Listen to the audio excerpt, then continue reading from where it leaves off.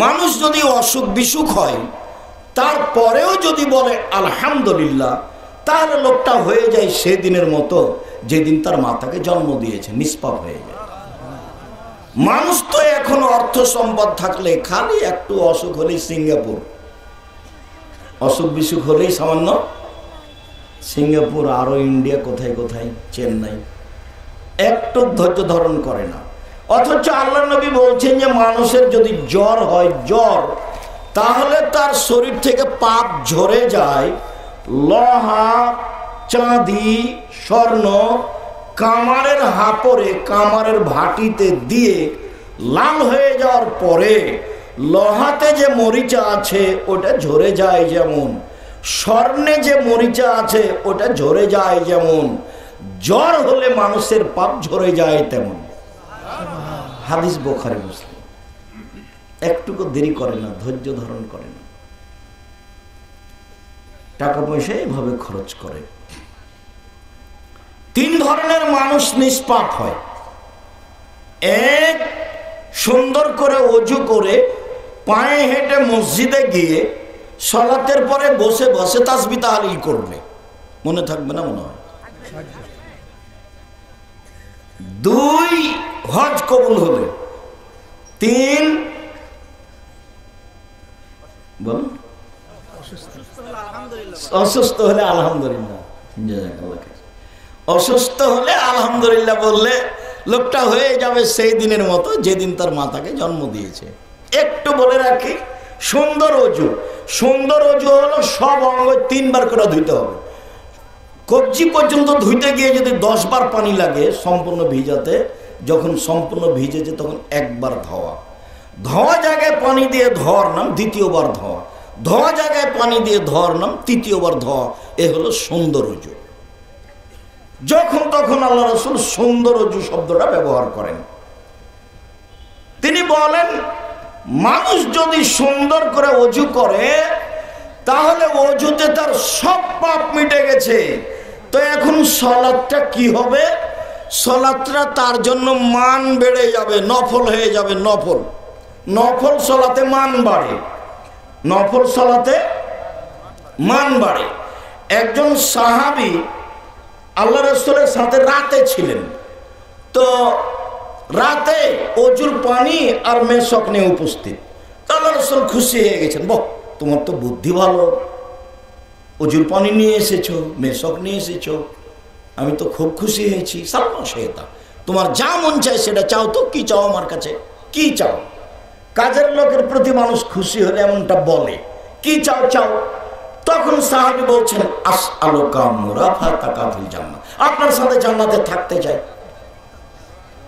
তখন সাহাবী বলছেন, আওয়া গায়রা যালিক, না এটা নয়, এটা নয়, অন্যটা বল, অন্যটা বল, এটা নয়, অন্যটা চাও। তখন সাহাবী বলছেন, হোয়া যাকা, ওটাই চাই, ওটাই চাই। তখন আল্লাহ রাসূল বলছেন, আইনি বিকাসরাতি সুজুদ, আমি সরাসরি কাউকে জান্নাতে নিয়ে থাকতে পারবো না, তাহলে আমাকে সাহায্য করতে হবে বেশি সালাত আদায় করে তাহাজ্জুদ পড়ে। তাহাজ্জুদ পড়লে আমার সাথে থাকা যাবে। অবশ্য নবীর সাথে থাকার আরো 2টা পথ আছে, খুব সুন্দর, একবারে তাজা পথ। সেটা কি? আল্লাহ রাসূল বলছেন, মানা আলা জারিয়াতাইনে, কেউ যদি 2টা মেয়ের লালন পালন করে, 2টা মেয়ে, 2টা বেটি লালন পালন, লালন পালনের কথা একটু পরে বলছি। কি লালন পালন? পরের হাদিসে লালন পালন করে, বিবাহ শাদী দিয়ে দেয়, তাহলে সেই পিতা আর আমি জান্নাতে এইভাবে থাকবো। তখন তর্জনী আর মধ্যময় 2টা আঙ্গুল ইশারা করে দেখালেন এবং জমা করে দিলেন, পাশাপাশি একসাথে লেগে থাকবে সেই লোক আর আমি, একসাথে থাকবো। আর একটা পথ আছে। সাহল ইবনে সাদ রাদিয়াল্লাহু তাআলা আনহু বলেন, রাসূল সাল্লাল্লাহু আলাইহি সাল্লাম বলেছেন, কাফিরুল ইয়াতীম আনা হুয়া ফিল জান্নাতি হাকাজা, যে ব্যক্তি এতিমের লালন পালন করবে সেই ব্যক্তি আর আমি মুহাম্মদ সাল্লাল্লাহু আলাইহি সাল্লাম জান্নাতে এইভাবে থাকবো। তখনও তর্জনী আর মধ্যমা পাশাপাশি করলেন, তবে একটু ফাররাকা বাইনাহুম, একটু ফাঁকা রাখি। এতিমের লালন পালন করে থাকা যাবে সাথে, তো একবারে লাগালাগি নয়।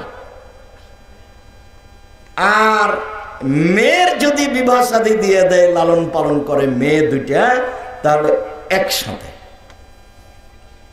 তাহলে এখানে পরের হাদিসটা একটু বলি। আল্লাহ রাসূল বলছেন যে মান আলা সালাসা বানাতিন, কে যদি তিনটা মেয়ের লালন পালন করে, তিনটা বেটির লালন পালন করে, কিভাবে? ফাআল্লামাহুন্না, তাদের বিদ্যা শিখিয়ে দিল।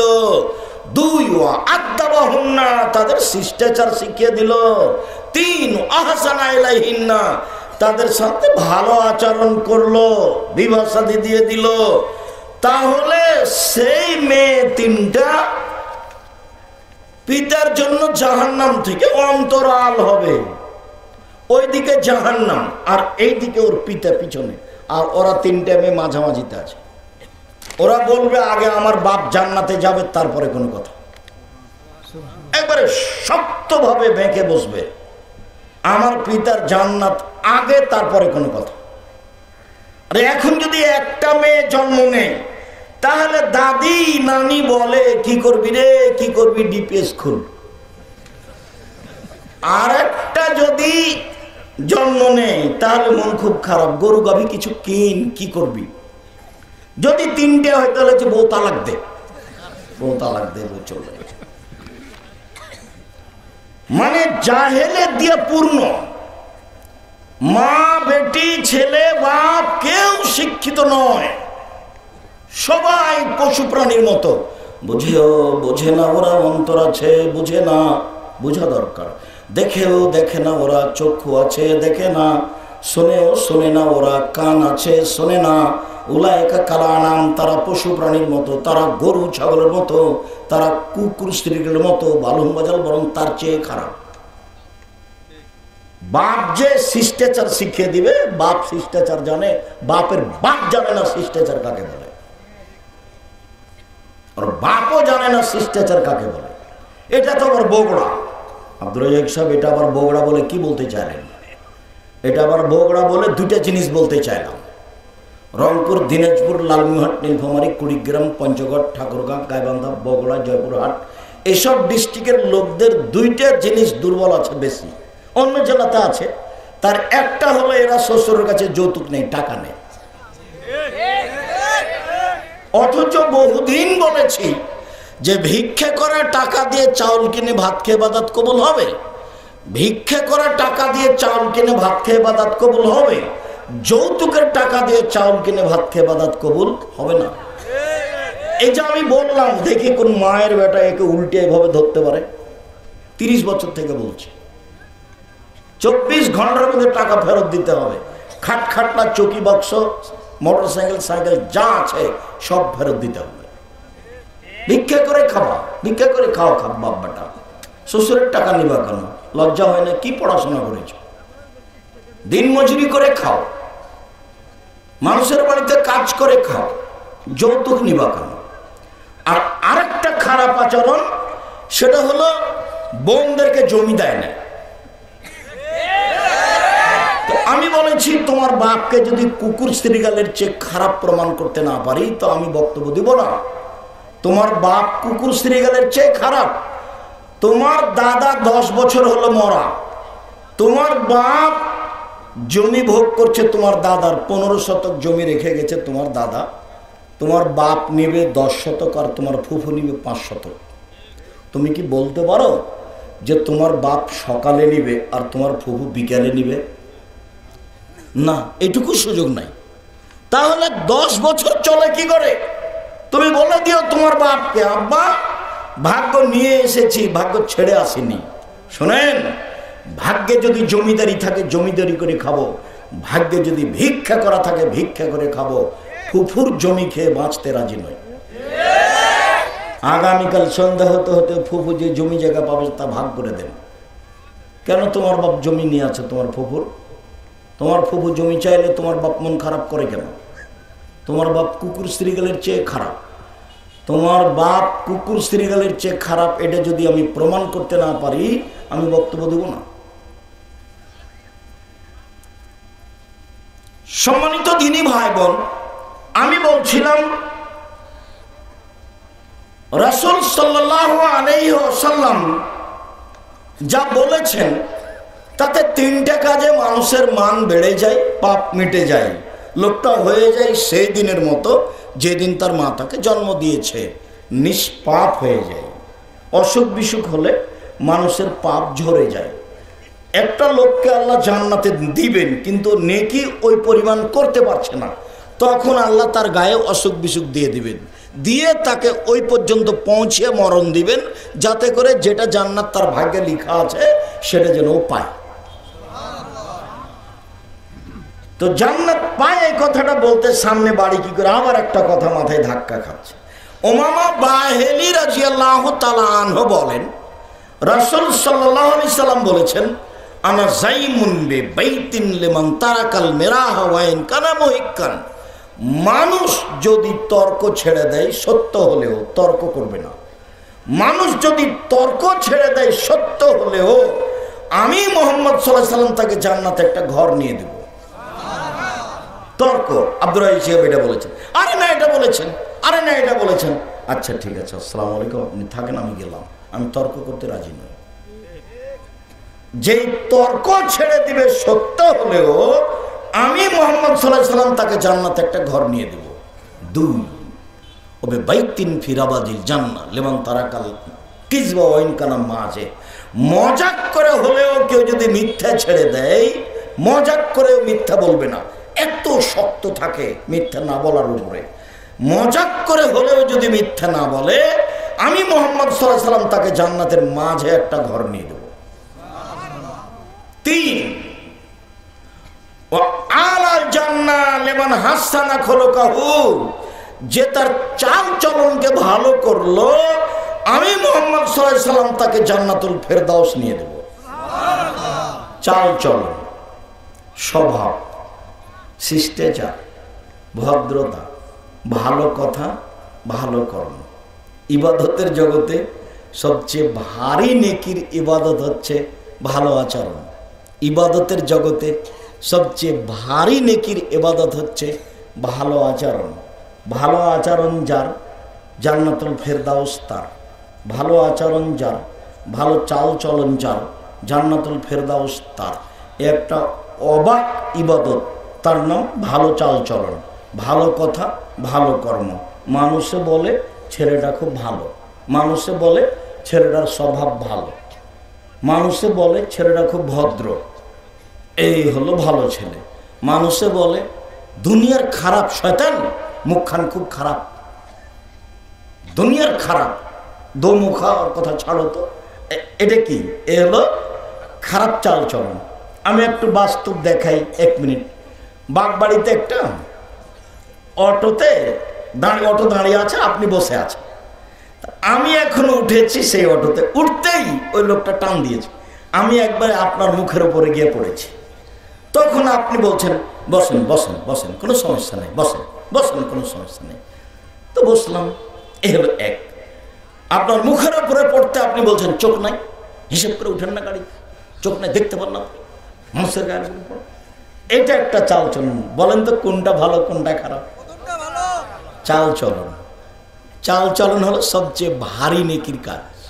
কে দাম দেয় চাল চলন? মানুষ একজন আর একজনকে সুযোগ পালে একবারে জেল জুলুম হাজত ধুয়ে ছেড়ে দিচ্ছে। আবার ফের এমনিতে কেন যে বলছে এভাবে আমি বুঝতে পারি না। তার এভাবে বলার কি প্রয়োজন? দাপট দেখিয়ে 2 দিন বাঁচার চেষ্টা করিয়েন না, দলীয় ক্ষমতা দেখিয়ে 2 দিন বাঁচার চেষ্টা করিয়েন না। ফেরাউন ডুবে গেছে, আর আপনাদের নেত্রীর বয়স ছিল 45 মিনিট। কাজে ক্ষমতা দেখিয়ে কিছু করিয়েন না। ক্ষমতা দেখিয়ে করলে সময় একদিন আসবে। 1500 বছর পরে ফেরাউন ডুবে গেছে, 1500 বছর। তাকে পরিস্থিতি মাফ করেনি। কাজে দাপট দেখিয়ে, ক্ষমতা দেখিয়ে, মানুষকে জেল হাজতে দিয়ে, মানুষের প্রতি জুলুম করে, মানুষকে অন্যায় অপমান করে, মানুষকে খাটো করে, মানুষকে হেউ তুচ্ছ করে 2 দিন বেঁচে থাকার চেষ্টা করিয়েন না। খুব সাধারণভাবে নরম হয়ে বাঁচেন। একদিন বয়স ছিল 40, দেখবেন 60, তারপরে দেখবেন নেই। আমি তো সেই দিন আসলাম বক্তব্য দিতে, মনে হচ্ছে ওই যে সেই দিন 90 সালে একবারে প্রথম ফতেহ আলী মসজিদে, দেখি এখন অনেক দিন হয়ে গেছে। কাজেই কিছু করে মানুষের ক্ষতি করে, মানুষকে খাটো করে 1 ঘন্টা বেঁচে থাকার চেষ্টা করিয়েন না। 4টা কাজ করবেন জীবনে: 1 5 ওয়াক্ত সালাত, 2 হালাল রুজি, 3 কোরআন তেলাওয়াত, 4 দুইজন যেখানে বসে আছে সেখানে বসবেন না।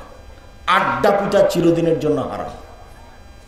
দোকানে বসে গল্প করা চিরদিনের জন্য হারাম।